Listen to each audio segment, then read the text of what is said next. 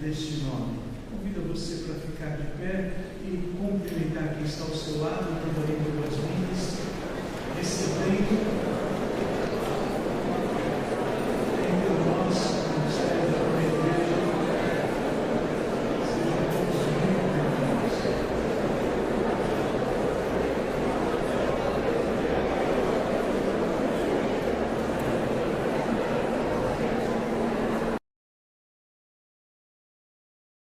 A nossa vida espiritual.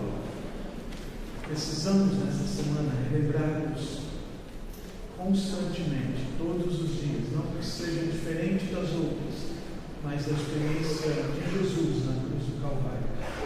Foi essa experiência que proporcionou a cada um de nós estar aqui nesse ato de culto. Por isso que hoje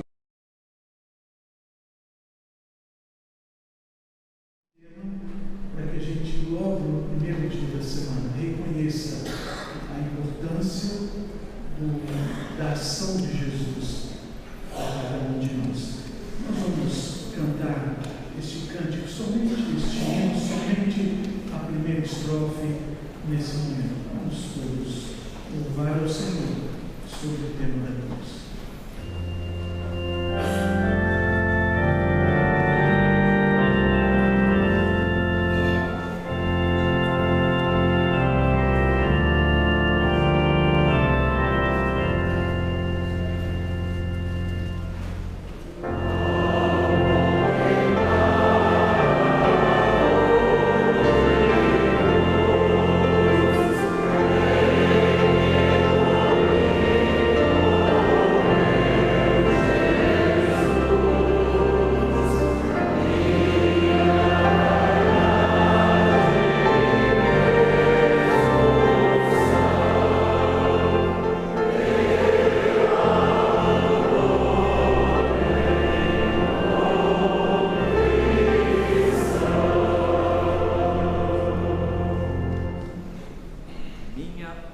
Minha vaidade e presunção. Minha vaidade e presunção eu abandono em contrição. Diante da cruz, esta é a melhor postura, irmãos. Deixar ali a nossa vaidade, deixar ali a nossa presunção, não só a vaidade que mostramos diante dos homens, mas a pior delas, que é a vaidade, a presunção que mostramos diante de Deus. Por isso, o salmista no Salmo 51, 17 diz assim: sacrifício aceitável para Deus é o espírito quebrantado. Ó Deus, tu não desprezarás o coração quebrantado e contrito, aquele coração que está em contrição, abandonado perante a cruz de Cristo. Nesta hora vamos então orar, dando a você a oportunidade de se arrepender dos seus pecados, daquilo que tenha feito, que porventura tenha desagradado ao Senhor, ou daquilo que não tenha feito e que deveria ter sido feito. Vamos curvar as cabeças e orar.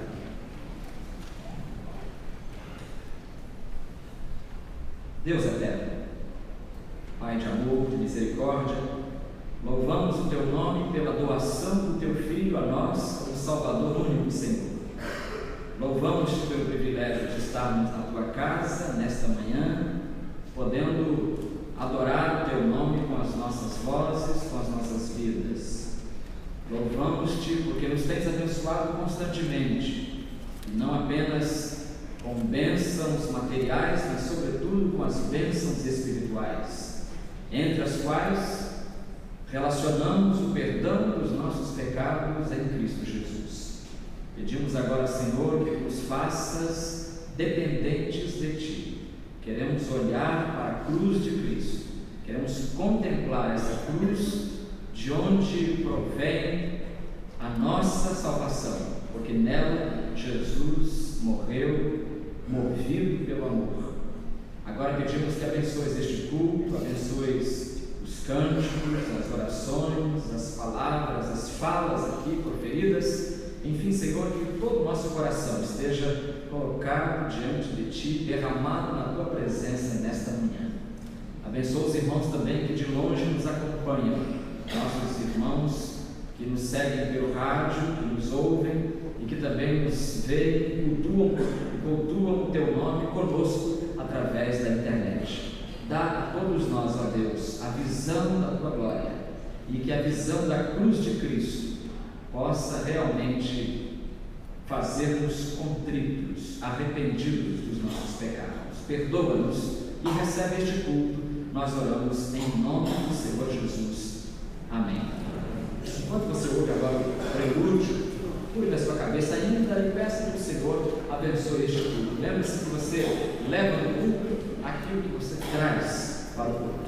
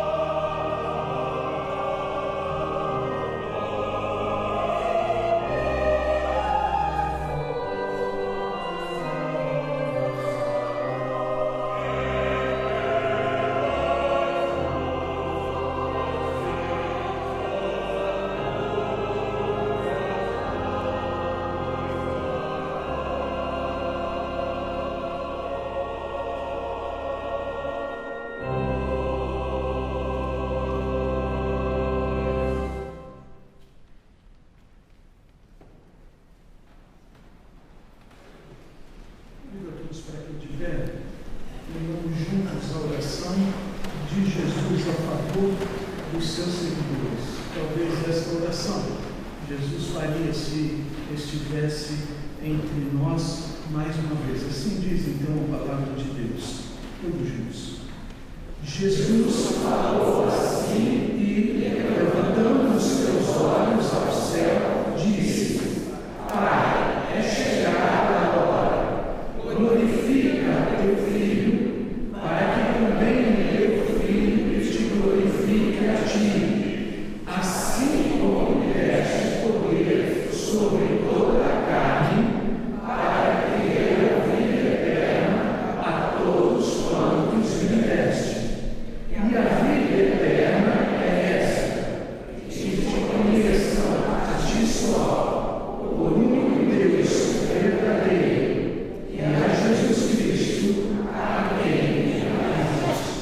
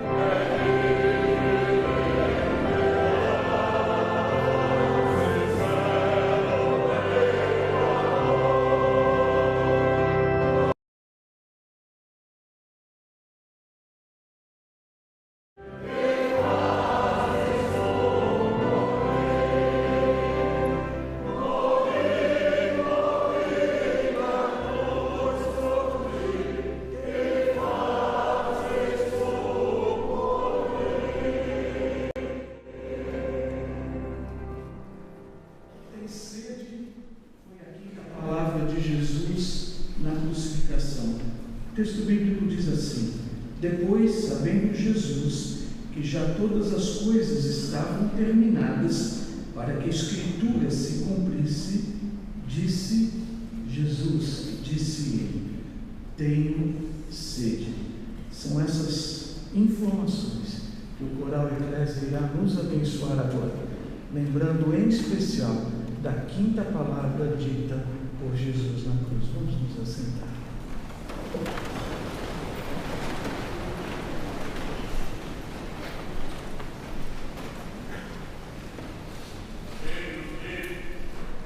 E os judeus que ali estavam o escravizaram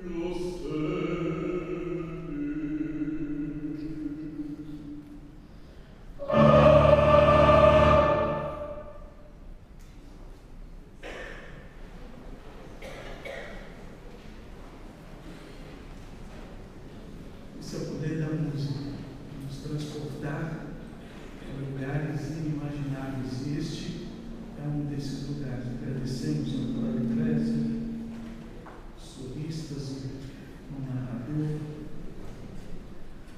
Obrigado pela experiência tão significativa. Nós vamos entregar nossos dízimos e as nossas ofertas agora. Queremos lembrar os irmãos, enfatizando a nossa oferta missionária.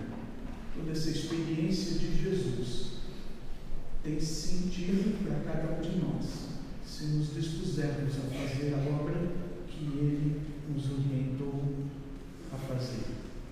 E manter os missionários é uma obra deixada para nós através de Jesus. Você fará isso então enquanto entrega as suas ofertas para a campanha de missões mundiais e também mantém os missionários através do plano de adoção missionário. Vamos entregar enquanto cantamos.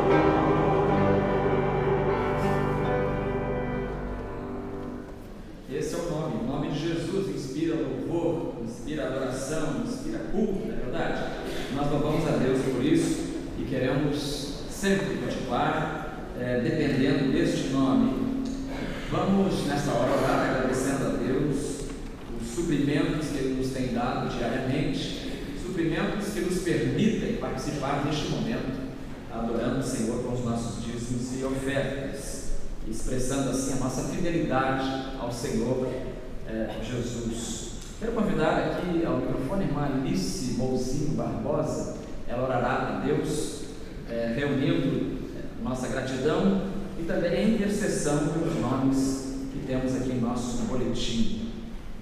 E acrescentemos a esta lista os nomes dos irmãos Alice Neves de Oliveira, diaconisa Alice, diaconisa Nádia Richa de Sabarreto, diaconisa Licínia Moreira, e também acrescentando os nomes, lembrando-nos dos nomes do irmão Marcos Vinícius, ou Geude Torres. Marcos Vinícius está internado já tem umas 2 ou 3 semanas, aqui na Casa de Saúde de Portugal. Nós até fizemos 2 dias atrás um apelo para os irmãos que puderem se revezar com a família, cuidando dele, ou dormindo no hospital lá com ele, seria essa participação, essa ajuda seria bem-vinda. E se você se vê nessa condição, é um trabalho voluntário, a família não tem condições de financiar isso, então é um trabalho voluntário, por isso que esse apelo está sendo feito. Se você puder, procure depois a diaconisa Miriam Peixoto, nossa assistente social, e ela vai então encaminhar para a família os nomes das pessoas que se apresentaram. Então ele está lá e ontem ou anteontem ele foi levado para o CTI. É uma situação complicada, vamos orar, a família está em oração também, em alerta. Ora pelo irmão Marcos Vinícius, também chamado de Geude Torres, aqui na igreja. O nome dele de nascimento é Geude Torres, mas como ele desenvolveu uma carreira artística, ele era ator, né? Contracenou aí com grandes atores que já partiram, inclusive, ele então tem o nome artístico de Marcos Vinícius, mas é uma pessoa muito quietinha, sempre ali atrás, um homem de Deus. Oremos por ele então. E também pela irmã Lígia de Magalhães Pereira. A irmã Lígia está internada no hospital, não tem o nome do hospital, mas depois os irmãos me digam, né? Não está muito bem, Silvestre, Hospital Silvestre. Então, está no Hospital Silvestre, não sabe onde é. Oramos pela irmã Lígia de Magalhães Pereira. Curvemos as cabeças acompanhando a irmã Alice Mouzinho Barbosa. Deus e Pai bondoso que estás nos céus, sabemos que Tu estás em todos os lugares, sabemos que conheces todas as nossas aflições, os nossos pedidos e onde está o nosso coração. Cada coração trouxe aqui a sua certeza da fé, mas junto com ela também trouxe as suas angústias, seus temores, seus medos, suas preocupações com familiares, com a família. Por onde andam durante a semana, encontram também amigos e conhecidos que também transmitem as suas dificuldades, Senhor.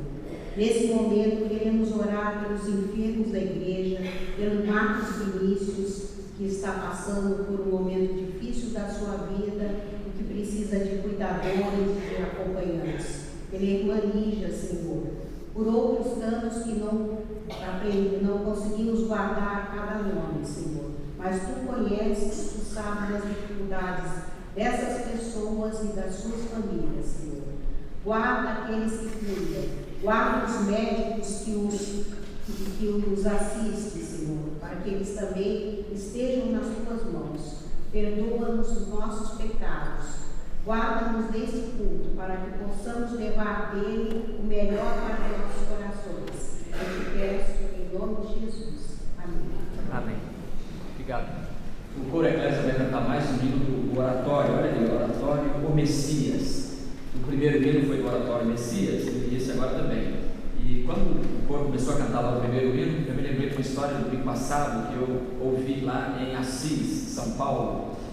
Uma moça foi fazer doutorado naquela cidade, tem uma universidade lá, e ela não era crente, e aí ela começou a contactar os crentes, daí a pouco ela começou a ouvir, digamos assim, intelectualmente, o Messias de Handel, e ela se converteu ouvindo o Messias.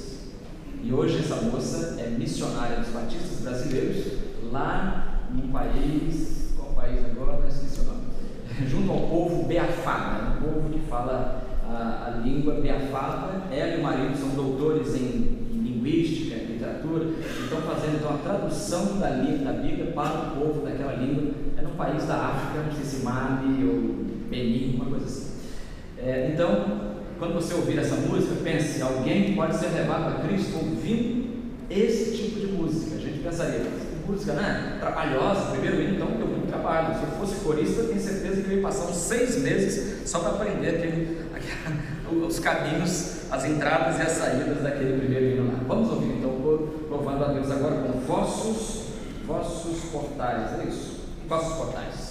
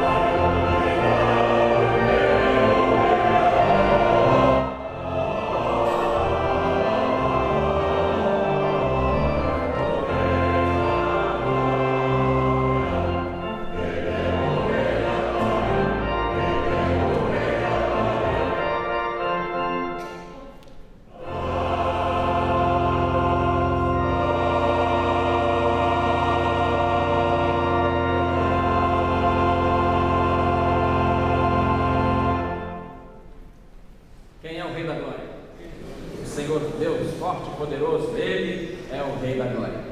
Irmãos, nós estamos vivendo momentos difíceis em nosso país e eu creio que não seria boa cidadania ficarmos ausentes deste momento.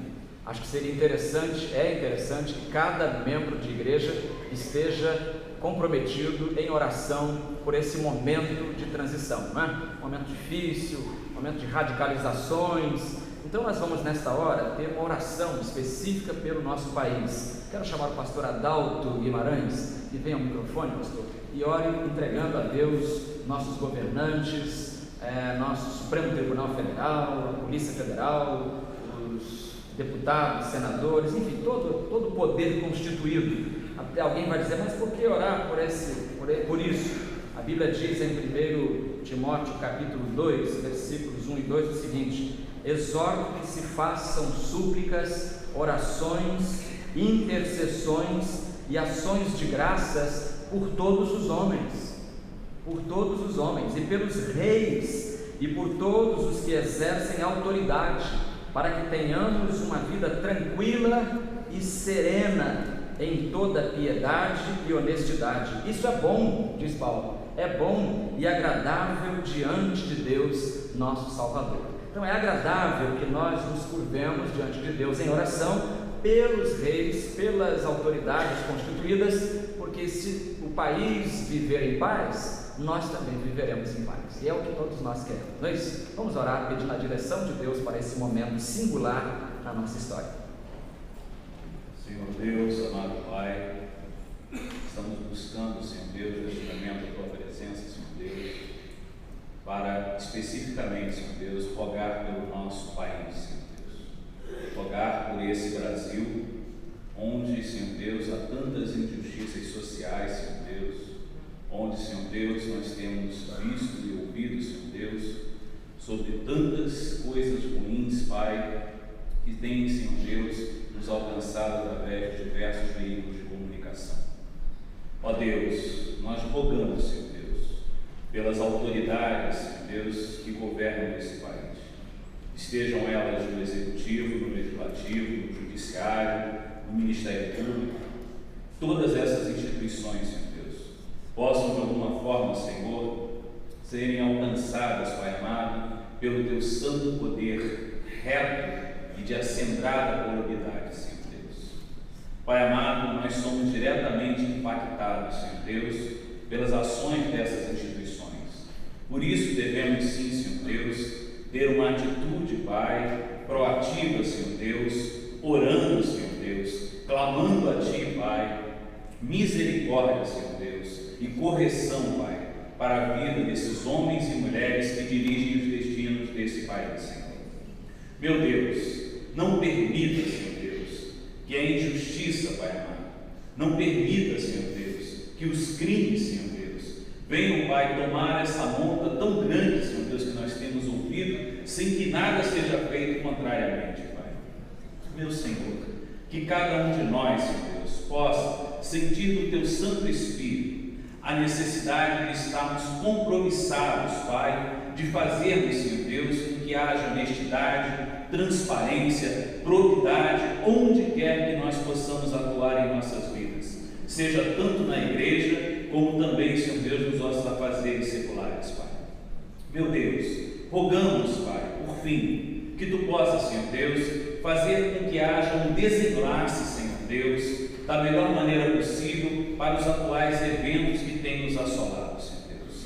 Nós clamamos, Senhor Deus, que os discursos radicais, que os discursos extremistas, Senhor Deus, que muitas vezes, Pai, propõem posturas completamente inadequadas às melhores soluções, possam ser afastados, Pai, e que haja temperança, haja, Senhor Deus, equilíbrio nas decisões que serão tomadas daqui pelos meses em diante, Pai, e que nós, como igreja, como corpo de Cristo, possamos nos manter atentos e orando, Senhor Deus, por esses atos e por essas atitudes, e não nos calemos diante da injustiça, não nos calemos diante, Senhor Deus, dos atos ímpios, Pai, mas possamos nos manter firmes, fazendo valer a palavra de Cristo, fazendo valer a honradez daqueles que servem a Ti, Pai.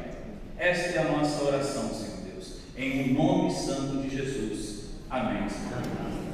Muito obrigado. Irmãos, convido a que nos levantemos, abrindo a Bíblia ou acessando o texto bíblico no Evangelho de Mateus, no capítulo 5.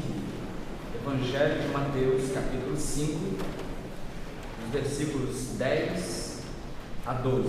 10, 11 e 12. Mateus 5, 10, 11 e 12.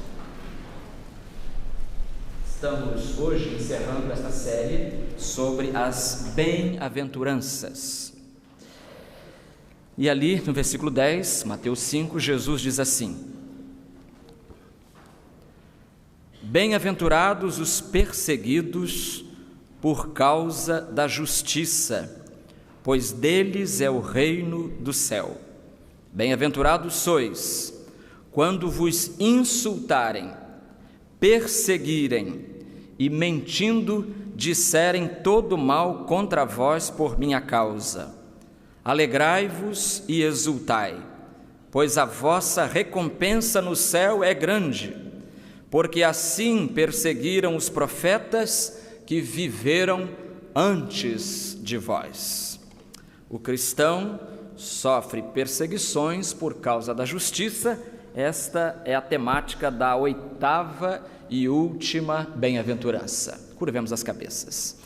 Eterno Deus, ainda na Tua presença, rogamos o privilégio nesta hora de ouvir a Tua voz. Rogamos que nos fales ao coração, rogamos que nos dês a Tua palavra como alimento para as nossas almas neste instante. Em nome do Senhor Jesus. Amém. Queira sentar-se.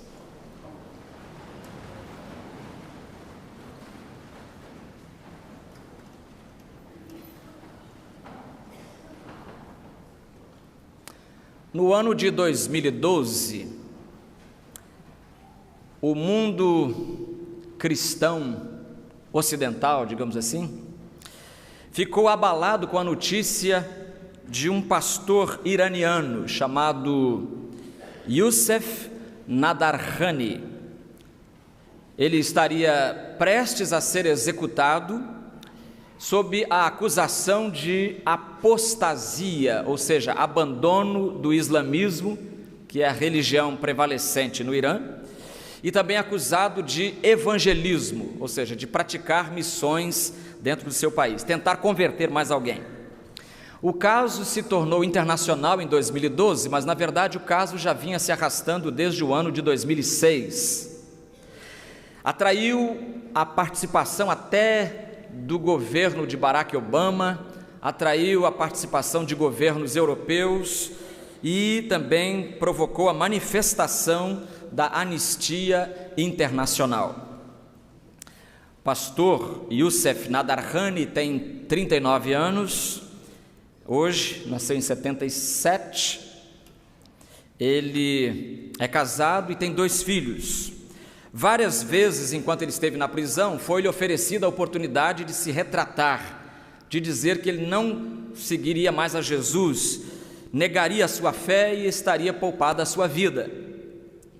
Mas o pastor iraniano, é bom lembrar também, não foi executado, como na internet chegou-se a dizer na época, mas é verdade, sim, que ele ficou preso por 3 anos praticamente incomunicável, sem poder ver a esposa, os 2 filhos e sem poder ver a igreja. Ponto. Esta semana, um missionário da Junta de Missões Mundiais foi preso num país no norte da África.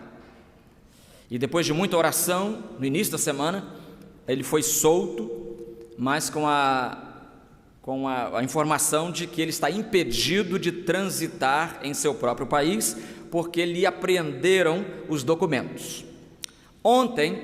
Sábado, eu li o diretor da Junta de Missões Mundiais distribuindo um pedido de oração e eu copiei para os irmãos aqui. Dizia assim: meus irmãos, meus amigos, acabei de saber que nosso obreiro autóctone, local, do norte da África, foi levado para interrogatório.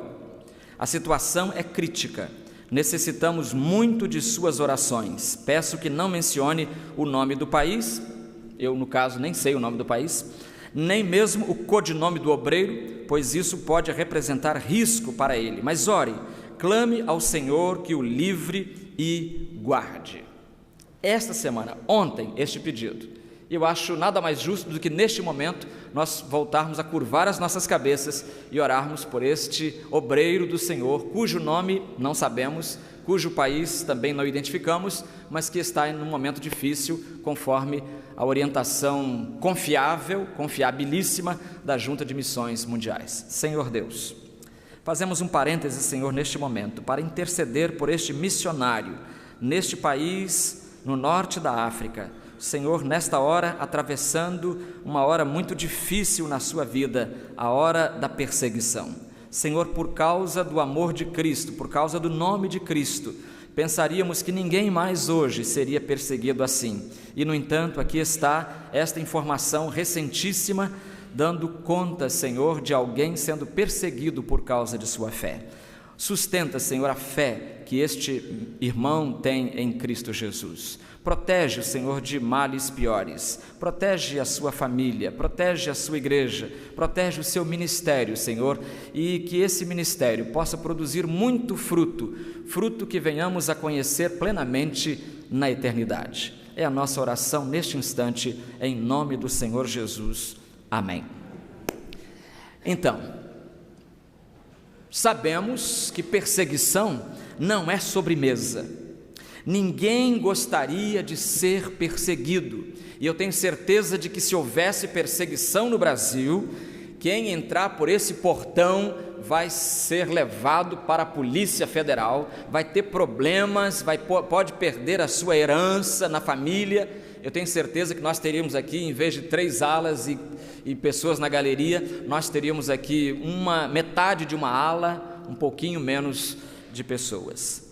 Mas Jesus, que sempre jogou limpo, conclui a introdução do seu sermão da montanha, preparando os crentes para essa hora, para essa verdade que é uma das mais impopulares do cristianismo, a verdade de que nós seremos perseguidos. É uma verdade que ninguém celebra, oba, vamos ser perseguidos. Não, ninguém comemora isso, não é? Mas acontece. O Senhor Jesus diz que nós seríamos perseguidos por causa da justiça. Bem-aventurados os perseguidos por causa da justiça. E aqui eu quero, antes de entrar no sermão propriamente, destacar a importância do motivo dessas perseguições. Não é por causa do cometimento de falcatruas, aí já não seria injustiça, aí seria justiça mesmo. Não é por desvio de conduta, não é por transgressão da lei, é perseguido por causa da justiça. É muito bom deixar muito claro isso, por causa da justiça, por causa do nome do Senhor. Então, esses perseguidos por essa causa serão bem-aventurados. O verbo perseguir aqui é um verbo muito forte, significa seguir atrás de alguém, como se faz com um inimigo que está fugindo. Ou seja, é correr mesmo atrás para tentar alcançar e capturar aquele que está fugindo. Irmãos, no passado, a igreja foi perseguida. No presente, como acabamos de constatar, a igreja continua sendo perseguida. E quem pode garantir que no futuro ela estará livre de perseguição? Jamais. Ninguém pode assegurar isso, ninguém pode afirmar que no futuro a igreja estará livre de perseguição. E esta, portanto, é uma bem-aventurança menos preferida. Mesmo assim, Jesus nos chama de bem-aventurados. Ele diz que o reino do céu é nosso e a nossa recompensa no céu é grande. Por isso ele manda a gente festejar.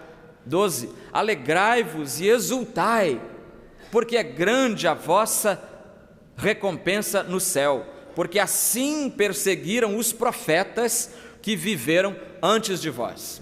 Ou seja, os profetas que viveram antes de nós foram perseguidos por causa da mesma fé, da mesma confiança em Deus.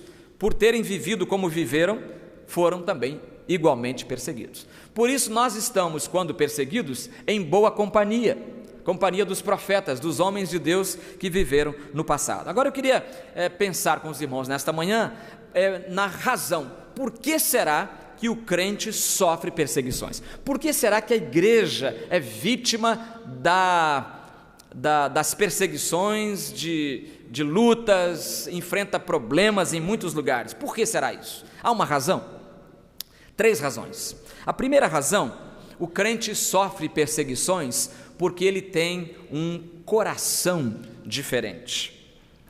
Porque ele tem um coração diferente. A constituição da sua espiritualidade, o fato de ele crer como ele crê, e o fato de ter nascido de novo, de ter recebido de Deus, recebi um novo coração do Pai.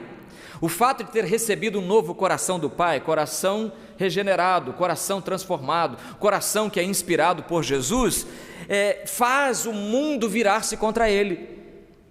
Esse coração transformado atrai a oposição do mundo. Há uma história que corre pela internet, que eu já não sei nem quem é o autor, ninguém deve saber, porque eu procurei, ninguém sabe quem é o autor. Mas é uma história curiosa, de alguém que está num lugar vendo um escorpião se afogando. Mas quando o homem vê o escorpião se afogando, o homem decide salvar o bichinho. Decidiu tirá-lo da água. Mas quando o homem faz isso, o escorpião simplesmente dá-lhe uma ferroada, uma picada. E quando o homem sente a forte dor, o homem solta instintivamente o escorpião, e o escorpião cai de novo na água e vai de novo se afogar.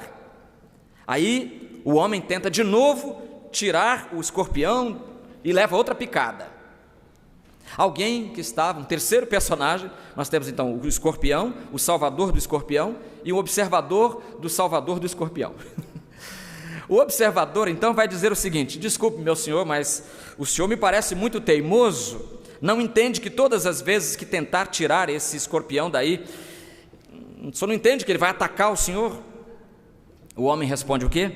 A natureza do escorpião é agredir, a natureza do escorpião é picar, mas isso não vai mudar a minha natureza, que é ajudar.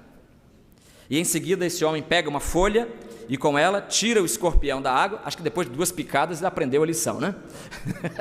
Devia ter pegado a folha logo no início, mas aí a história ficava sem graça. Pegou uma folha e com ela tirou o escorpião da água e salvou a vida do bichinho.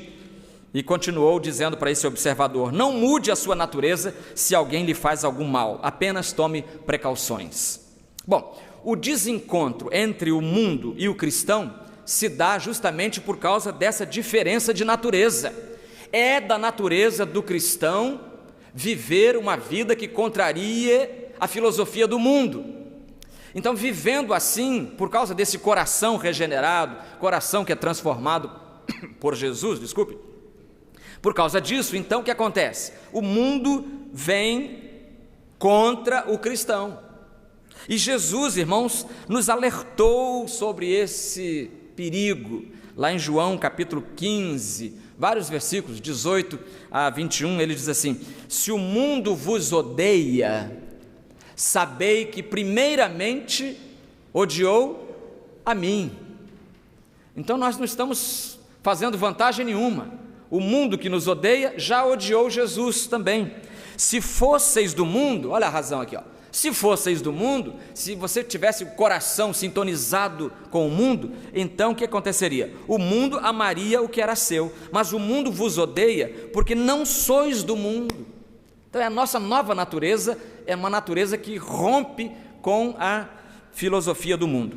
Pelo contrário, eu vos escolhi do mundo, quer dizer, eu tirei vocês da realidade pecaminosa do mundo. 20. Lembrai-vos da palavra que eu vos disse: o servo não é maior do que o seu senhor. Se perseguiram a mim, também vos perseguirão. Jesus não fala assim, senão ninguém vai querer ser cristão. Mas Jesus falou assim, para deixar claro, para já preparar a gente para o que vem pela frente. Se obedeceram à minha palavra, obedecerão também à vossa. Mas, versículo 21, vos farão todas essas coisas por causa do meu nome. Por causa do nome de Jesus, pois não conhecem aquele que me enviou. Isso é João 15, 18 a 21. Lá em João, logo no capítulo seguinte, 16, no começo, Jesus volta ao tema. Jesus diz assim: eles vos expulsarão das sinagogas, e chegará a hora em que aquele que vos matar, olha que palavra dura de ouvir, aquele que vos matar, julgará estar prestando serviço a Deus. Estamos matando em nome de Deus, esses infiéis todos têm que morrer. Não é assim que a gente tem ouvido um certo grupo falando hoje? E farão isso por não conhecer o Pai, nem a mim. Então veja, Jesus aqui nesses textos, ele nos dá a razão por que os crentes são perseguidos. São perseguidos pois não conhecem aquele que me enviou, diz João 15, 21, e farão isso por não conhecer o Pai, nem a mim. O fato de estar longe de Deus e o desconhecer faz o mundo se voltar contra os filhos de Deus. Irmão, isso não é novidade, isso não é coisa nova, isso existe desde outros tempos. Quer ver só? Caim matou Abel. Abel morreu por causa da maneira como ele cultuou a Deus. Ele cultuou a Deus de modo que Deus recebeu o seu culto. Caim foi lá e o matou. Faraó no Egito, com todo o seu poder, perseguiu Moisés, perseguiu o povo de Israel. Acabe e Jezabel, reis poderosos do reino do norte, perseguiram o profeta Elias. Os colegas de trabalho de Daniel, olha, eu queria tudo na vida, menos ter colega de trabalho como os colegas de trabalho que Daniel tinha. Eles fizeram uma intriga de tal modo bem feita, que Daniel acabou sendo capturado e levado e punido com a morte. E morte não muito agradável, aliás, nenhuma morte deve ser agradável, né? Mas ele morreria trucidado, levando mordida de leão, colocado na cova dos leões. Se não fosse Deus fazer-lhe companhia ali, ele teria sido despedaçado. Jesus foi traído, delatado como um bandido, e nem o respeitaram. Desce da cruz, ali o coro cantou o hino, desce da cruz, quer dizer, perseguido até na hora de morrer. E você diria, então parou em Jesus. Não, Jesus vai avisar que nós também, se perseguiram o mestre, vão perseguir os servos. Cada um dos apóstolos, praticamente todos eles, com exceção de Judas e depois de um outro, todos sofreram martírio por causa da sua devoção a Cristo. Então, irmãos, o cristão sofre perseguição, não porque ele faça mal a ninguém, mas por ser transformado por Jesus, por causa do coração dele, que é um coração diferente. Mas em segundo lugar, o cristão sofre perseguições, por quê? Porque ele tem, além de um coração diferente, ele tem uma cosmovisão diferente. E você vai dizer, o pastor agora resolveu falar difícil. Cosmovisão, o que é isso? É uma palavra híbrida, uma palavra composta do grego cosmos e do latim visão, quer dizer, a visão que você tem do mundo. Cosmos é visão, é mundo. Então, a visão que você tem do mundo. O que é uma cosmovisão? Norman Geisler e William Watkins respondem o que é uma cosmovisão. No livro Mundos Separados, eles dizem: uma cosmovisão é uma estrutura interpretativa. Uma estrutura interpretativa, uma espécie de par de lentes por meio das quais vemos todas as coisas. A cosmovisão se refere a qualquer conjunto de ideias, de crenças ou valores que forneçam uma estrutura ou um mapa para ajudar você a compreender Deus, o mundo, seu relacionamento com Deus, seu relacionamento com o mundo. Então isso seria uma cosmovisão. Não é só uma religião.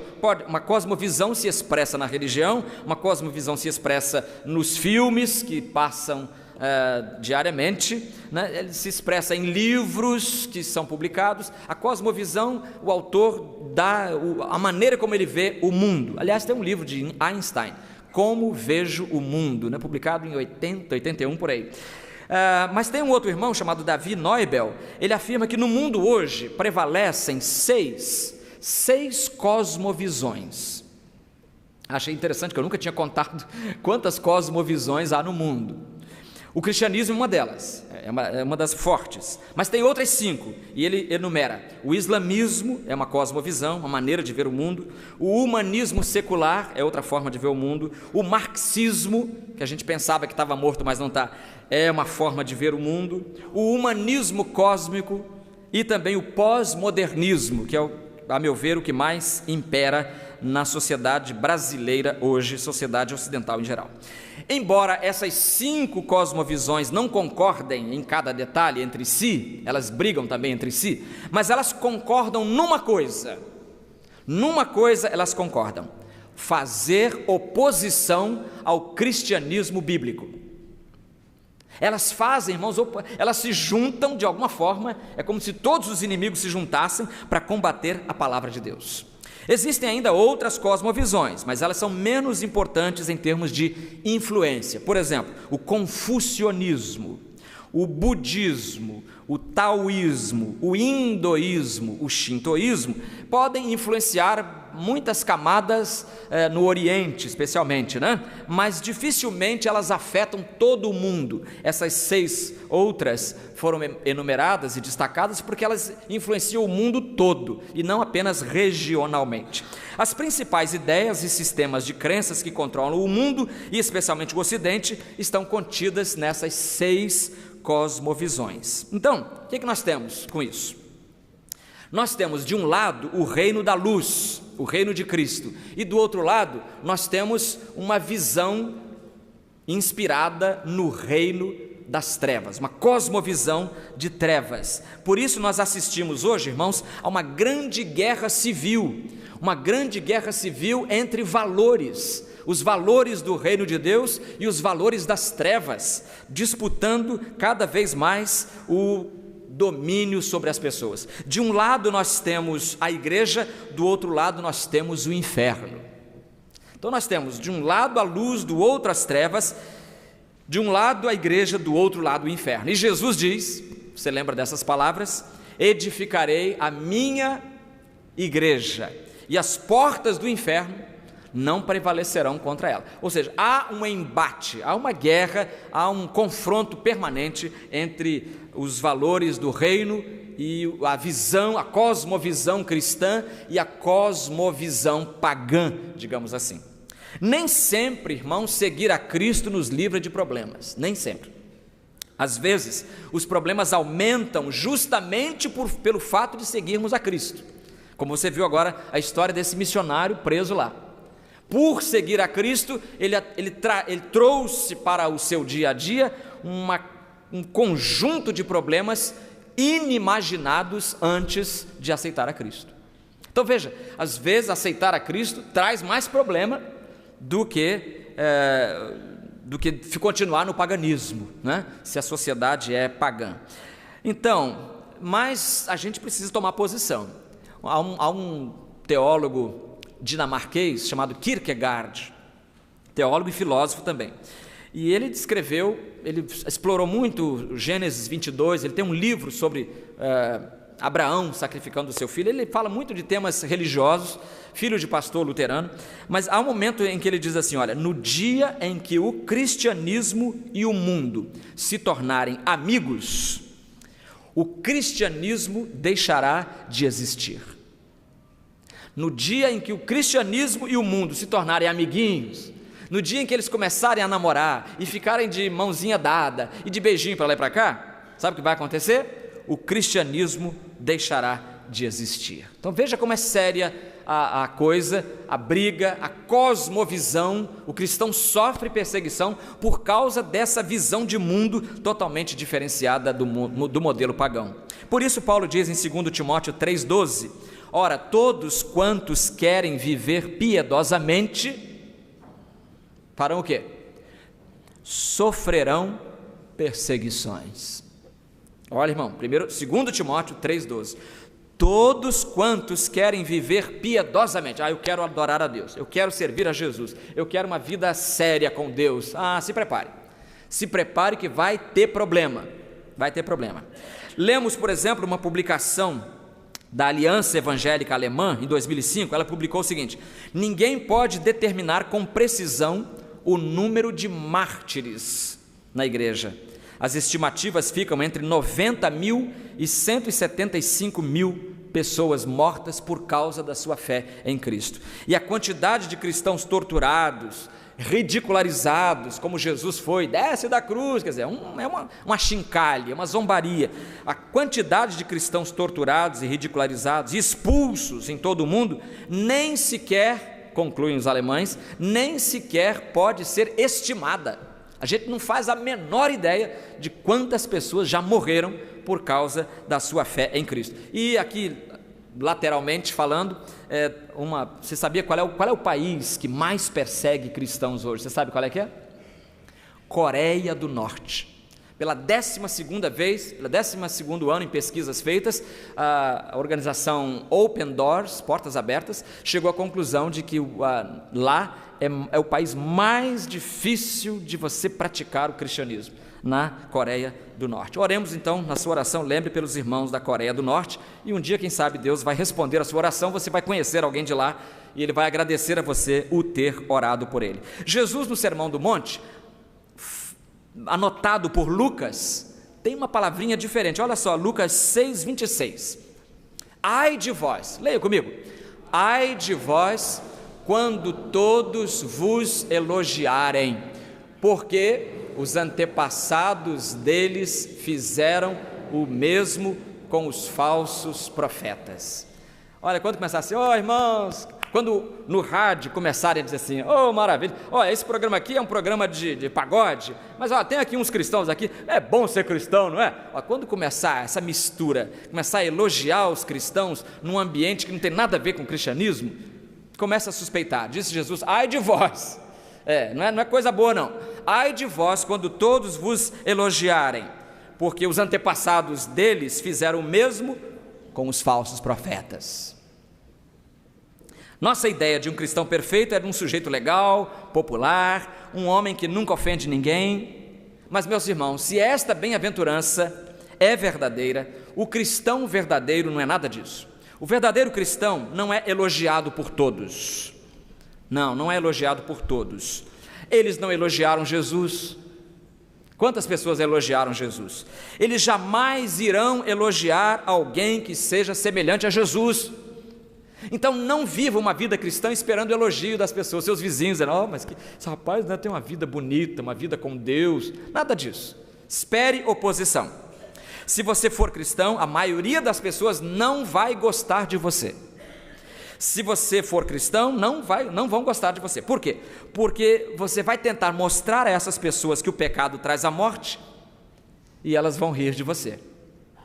Você vai tentar fazer com que se arrependam dos seus pecados, elas não vão querer nem ouvir. Você vai tentar ensinar coisa boa, não quererão aprender. Você vai falar da misericórdia de Deus, mas eles só querem tentar se salvar por si mesmos.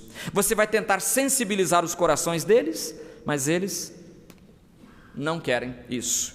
Você vai tentar fazer com que eles façam as pazes com Deus, mas eles acabam odiando você.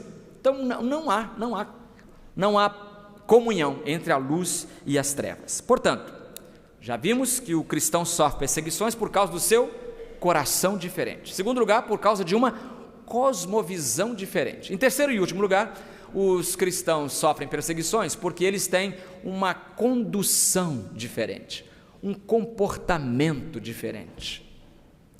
Irmãos, apenas para breve reflexão, para nos encaminharmos para o final, vamos imaginar que numa empresa poderosa, altamente lucrativa, vamos imaginar, um cenário assim fictício, que alguns diretores resolvam agir contra a ética para receberem poupudas vantagens financeiras. É um exercício de imaginação, ficção, Isso, claro que isso não acontece em lugar nenhum. Então, esses diretores, eles combinam, eles conluiam, eles se juntam para fazer o mal, para proceder de um certo modo, e no final, comemorando todos comemorando que eles serão fartamente recompensados. Mas antes de bater o martelo e antes de fechar o acordo maligno, um deles levanta a mão. É um servo de Deus que está ali no meio deles. Mas um servo comprometido, não é membro de igreja evangélica só não, tá? Porque esse negócio de dizer que é evangélico, isso aí é furado. Você já sabe disso. Só os evangélicos elegeram fulano de tal. É crente mesmo? É comprometido com os valores do reino de Deus? Ou é alguém que faz da religião uma escada ou um trampolim para chegar aonde quer chegar? Cuidado, próxima eleição esteja olho vivo. Mas antes então de fechar esse acordo, esse irmão está ali no meio, levanta a mão e diz assim: meus amigos, eu vim para esta reunião porque eu pensei tratar-se de uma reunião normal de trabalho, mas eu vejo que nós estamos combinando aqui uma coisa que é errada, algo que é totalmente execrável, condenável, que contraria a ética mais elementar. Será que nós podemos justificar essa nossa decisão junto à imprensa? Poderemos publicar isso? Nós poderemos olhar depois nos olhos dos nossos filhos e cônjuges sem nos envergonharmos? Poderemos. Então, se você imaginou uma reunião assim, você já sabe que esse embaixador de Cristo ali presente, ele há de sofrer a repulsa e a rejeição dos seus colegas. Dali por diante, certamente ele ficará isolado, receberá até ameaças. De madrugada o telefone dele vai tocar. Isso se ele não for demitido, correndo o risco até de ter a sua integridade física ameaçada. Nós tivemos, num ministério anterior, o caso de um irmão que era um funcionário exemplar, funcionário de um órgão federal, aqui no Rio de Janeiro. Esse irmão, irmãos, ele vivia para o trabalho, para a família e para a igreja. Chegava cedo no trabalho, trabalhava sério, era um exemplo, pessoa de pouca conversa, não era de ficar tomando cafezinho toda hora, de ficar indo ao banheiro toda hora. E mesmo que tivesse internet naquela época, ele também não saberia operar, nem celular, nem computador. Ou seja, ele encarava o seu trabalho como um ministério diante de Deus e diante das pessoas. Ele passou anos servindo a Deus na sua repartição. E a norma daquela repartição era a seguinte: todos os funcionários, bons funcionários, vão sendo promovidos a postos superiores, até se aposentar com um excelente salário. Bom, todo mundo foi subindo, gente que chegou depois passou na frente dele e ele não recebia promoção.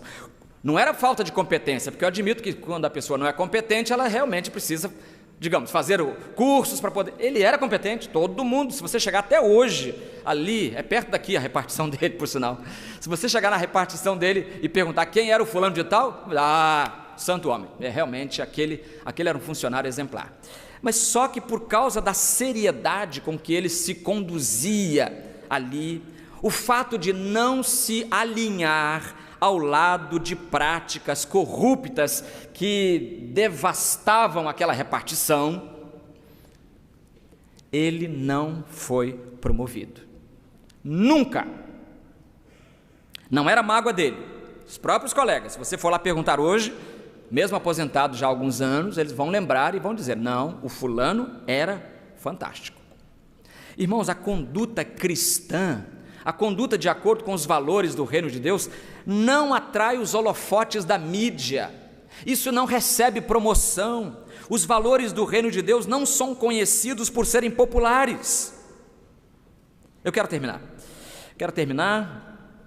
lembrando lá no finalzinho, irmão, lá no finalzinho, na conclusão, eu coloquei, concluindo a série também sobre as bem-aventuranças, eu gostaria que nós lembrássemos que todas as 8 bem-aventuranças aqui mencionadas e nelas refletindo, elas têm 4 coisas em comum, e eu gostaria que ele colocasse ali as 4 coisas. Todas elas são espirituais, todas. Nenhuma delas fala de acréscimos de bens materiais, de promessas de casa na praia, todas são espirituais. Segunda característica dessas 8 bem-aventuranças, todas elas são impopulares. Impopulares. E eu diria até impossíveis de serem praticadas se não for o Espírito de Deus dentro do coração de uma pessoa. Terceira característica comum das 8, todas elas são atuais. Você não vai dizer, mas essa aqui, ó, essa bem-aventurança aqui, ó, bem-aventurados os humildes, pois herdarão, os mansos, porque eles herdarão a terra. Isso aqui não vale mais hoje. Atualíssimas, todas elas. E a última característica, todas elas apontam para uma recompensa, porque deles é o reino dos céus, serão chamados filhos de Deus, herdarão a terra, os que têm fome e sede de justiça serão saciados, os misericordiosos alcançarão misericórdia, os limpos de coração verão a Deus, os pacificadores serão chamados filhos de Deus, e os que sofrem por causa da justiça, pois deles é o reino dos céus. Irmãos, dos que sofrem perseguição por causa da justiça, deles é o reino dos céus. Se você sofre perseguição por causa de justiça, o reino é seu. Você é um legítimo proprietário do reino de Deus. Que o Senhor nos abençoe, que o Senhor nos faça viver de acordo com as propostas da sua palavra, que nós possamos viver conforme as bem-aventuranças, sejamos realmente moradores, herdeiros do reino dos céus. Senhor querido, ao encerrar esta série, nós queremos te agradecer o fato de que colocaste a tua palavra em nossas mãos, em nosso idioma, em nosso país e, enfim, à disposição das nossas vidas. Agora, Senhor, ajuda-nos a viver estas verdades no nosso cotidiano. Ajuda-nos a sermos refletores da tua palavra, aonde quer que formos, que levemos a mensagem desse livro maravilhoso. Obrigado por esse sermão precioso, o sermão da montanha que o teu filho Jesus pregou às multidões, famintas de realidades espirituais. Completa em nós aquilo que a palavra humana não conseguiu comunicar. É a nossa oração em nome do Senhor Jesus. Amém. Continue ainda curvando a sua cabeça e ouça agora o pós-lúdio.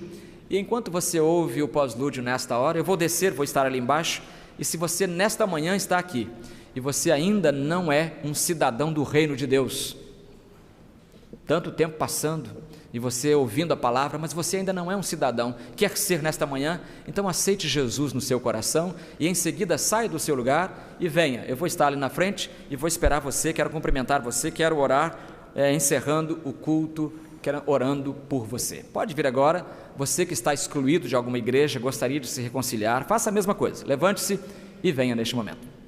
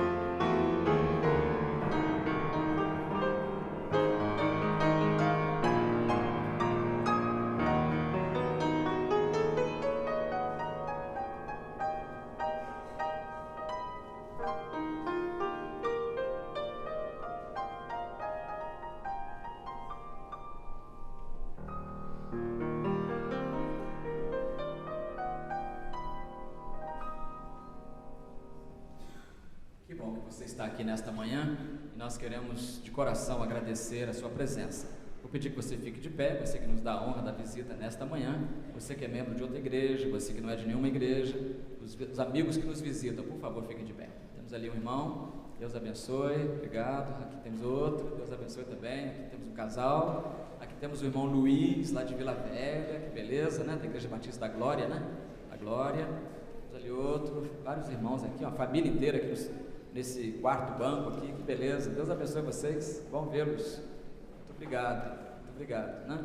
Pena que eu não sei o nome de todo mundo, as igrejas a que pertencem. Isso, Deus abençoe vocês. Pode sentar aí, tá? Muito obrigado. Obrigado também aos internautas que participam do culto desta manhã pela internet. Nós temos aqui manifestações durante o culto, alguns irmãos nos escrevem, e nós temos aqui, de Natal, Rio Grande do Norte, o Jacó Celestino, louvando a Deus pela oportunidade de poder cultuar com os irmãos. Ele pede orações pela governabilidade do nosso país e pela manutenção dos empregos. Dois bons temas, né, irmão? Um atrelado ao outro, né? Porque um depende do outro. Frida Hesse da Silva, é de Vila Velha ela. Conhece, dona Frida? Não conheço também não. Ela declara, sou grata, mas ela está sempre aqui, sempre marcando presença aqui na internet. Ela declara, sou grata a Deus pelo culto tão maravilhoso, Deus continue abençoando esta igreja, sua vida e pastor. Pede também orações pela senhora Ieda, que está com um familiar doente. Da França, Jacu, Languedoc-Roussillon, França, Ana Ildefonse, ela informa que está feliz por poder cultuar ao Senhor junto a todos os irmãos. De Valinhos, São Paulo, Edgar, Esther Lemos e família, felizes agradecem ao Senhor a comunhão, a intercessão em favor das autoridades e dos missionários. Que bom. Maurício Câmara, de Campo Grande, Rio de Janeiro, finalmente declara, louvado seja o Senhor e Salvador Jesus Cristo, pela primeira Igreja Batista do Rio, por manter a visão firme e constante no Evangelho vivo e imutável. Pena que resido longe. Não, Campo Grande não é tão longe assim não, Maurício.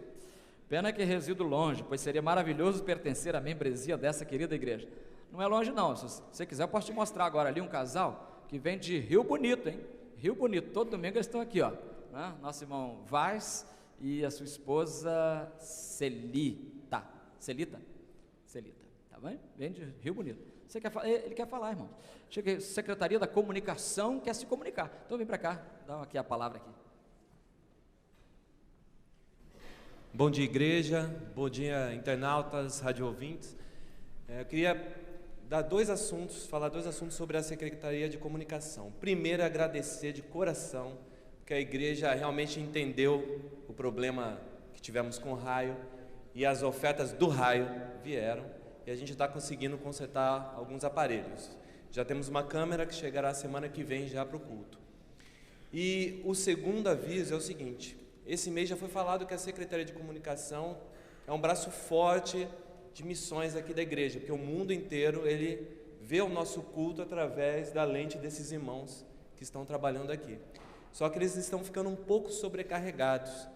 A gente precisa, no mínimo aí, de 12 operadores de câmera. Hoje a gente tem 3, 4 no máximo. Deus tem abençoado aí, tem pessoas com bebês chegando. Então a gente precisa realmente da força dos irmãos para não sobrecarregar esses operadores e eles também poderem vir ao culto para somente cultuar a Deus. Isso também é importante. Só isso, pastor. A pessoa que não sabe operar, ela é muito bem-vinda. Eu também não sei operar. E eu vou aprender com eles a partir de abril. A gente vai abrir um curso para todos aqueles que querem operar a câmera na igreja. Então, se você é desde adolescente até da melhor idade, você é muito bem-vindo na Secom. Obrigado, pastor. Deus abençoe esse ministério, como os irmãos sabem, que leva a palavra de Deus para longes terras. Irmãos, hoje, então, nós temos muitos irmãos sendo abençoados aqui, e um deles é o casal Oscar e Edna, completando 50 anos de casados. Oh, maravilha, 50 anos. Vem para cá, casalzinho completa 50 anos. Você tem bênção para agradecer? Qual é a bênção? 20 anos de casado, 20 anos de emprego, 30 anos de aposentado. Então você é um abençoado, né? 30 anos de aposentado é uma beleza, hein? Não é? Então vem para cá, nós queremos orar a Deus agradecendo a bênção que você também recebeu. Os irmãos que têm perguntas dos PGMs, mandem para mim, por favor. Minha principal assessora que faz as perguntas, a Peg, hoje está trabalhando com as crianças, então hoje eu estou precisando do socorro dos irmãos para mandar as perguntas sobre o PGM. Mais alguma bênção? Casamento também? 16 anos, mas vocês vão chegar a 50, 45, Capixaba está aqui, ó, a Igreja da Glória, que bom. Então, mais bênçãos, vamos encerrar o culto. Eu convido você para as 19 horas voltar, estaremos todos aqui para honrar, para comemorar os batismos das 2 irmãs que vão ser batizadas, os familiares delas também estarão aqui. Vem para aqui para frente, vem para cá. Eu gostaria que o irmão orasse, encerrando o nosso culto, né? Vamos ficar de pé, de novo, de novo. Esse é o diácono mais engraçado que temos aqui na igreja, né?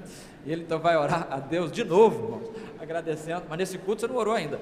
Ele vai orar agradecendo a Deus a bênção que esses irmãos receberam e as tantas bênçãos que nós mesmos temos recebido. Irmãos, é muito bom pertencer ao reino de Deus, é muito bom saber que o ministério desta igreja é ouvido e acompanhado lá no interior do Paraná, no interior de São Paulo. Lá em Assis, sábado passado, eu estava saindo da casa do pastor para irmos visitar a colônia Leta de Varpa, é pertinho lá, e aí no portão da garagem tinha um senhorzinho desse tamanho, aí falou assim: o senhor que é o pastor da primeira igreja? Eu falei: sou. O coral Eclésia continua cantando? Eu falei: continua. Como é que o senhor sabe do coral Eclésia? É porque eu acompanho todos os cultos. O Ezequiel Decotelli continua lá? Eu falei: continua lá.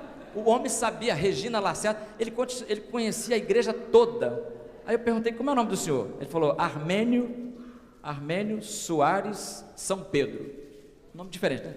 Armênio Soares. Sou de qual igreja? Sou da igreja metodista aqui de Assis.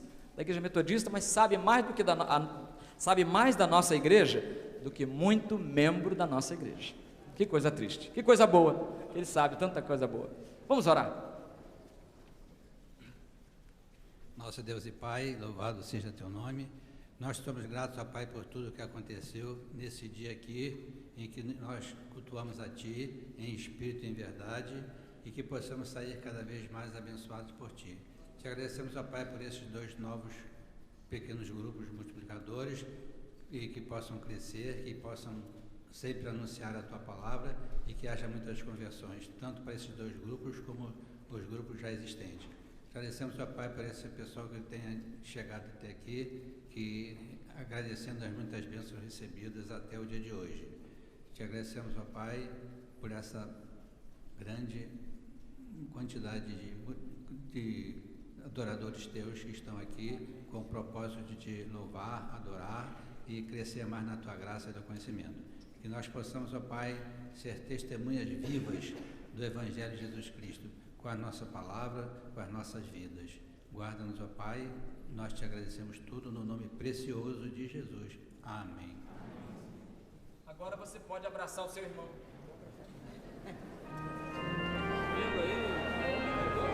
Dias com ele.